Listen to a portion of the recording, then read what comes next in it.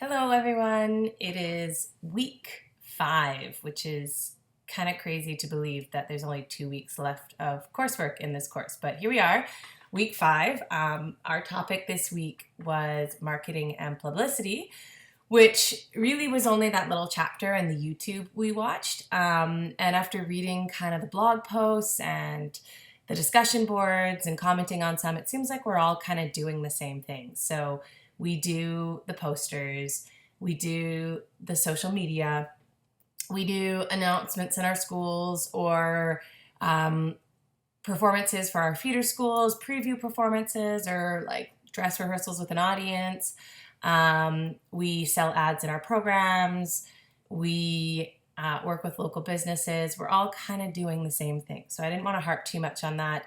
I'm not going to change a lot of what I'm doing because it's working. The biggest change for me this year is COVID. Typically, one of my big fundraisers and publicity is the Christmas evening of theater that I pair with a silent auction, and we always we do a number from the show to kind of pique people's interest. And we are not allowed to do that this year, and it doesn't really work in the virtual setting. So we're doing a virtual silent auction. And I will be filming next week clips of the crew working and the cast working and putting together a promotional video. So that's the first time I've done that. And that'll be launching about 2 weeks, I think, and then it's open for a week, and hopefully that'll bring some traction as well. But I'm not going to reinvent anything crazy during COVID. It just seems like too much. I did want to touch on the chapters that we talked on diction and language and more kind of the idea of getting into the script and the text more. And I love that stuff, and I've kind of shied away from it. Not completely, but I haven't really done a lot of table work with my teens. So about 2 weeks ago, I made some goals for myself, and I thought I would kind of update you on those goals. So the 3 goals that I made were: 1, do more table work. I wanted to challenge myself with my students and actually sit around the table and unpack this. 2 was work on my blocking and not make it really awkward with COVID. I was trying to do more without masks so that we could hear them better and do more social distance blocking, and I didn't want it to look weird. 3, I wanted to not direct so chronologically. I wanted to focus on those plot points and what was important. And then I didn't make this goal a couple weeks ago, but I talked last week about going back to my ground plan, talking is good, and revisiting the lack of levels in my set this year because I was really struggling with that.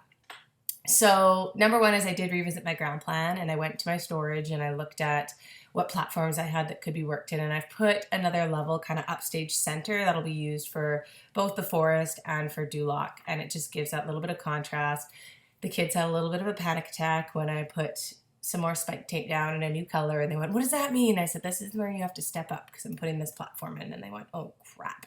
So I'm sure they'll bump their ankles on it when they're dancing a few times, but they'll get used to it. It's been in shows before.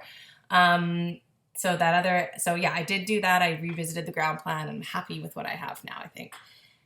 When it comes to table work, I have put that into Monday rehearsals with my principal. So I've started each Monday rehearsal since then at the table. And I'm so glad that I did because the kids are learning and understanding so much more. And it's making it easier when I go to blocking. My style prior was with students, I would have them do backstory sheets, and I would work with them a little bit individually, one-on-one, and then I would ask them questions as we were blocking when it came to motivation and objective. But actually taking out the on their feet part and really sitting them down and looking at the script has benefited because it's made our blocking go that much faster.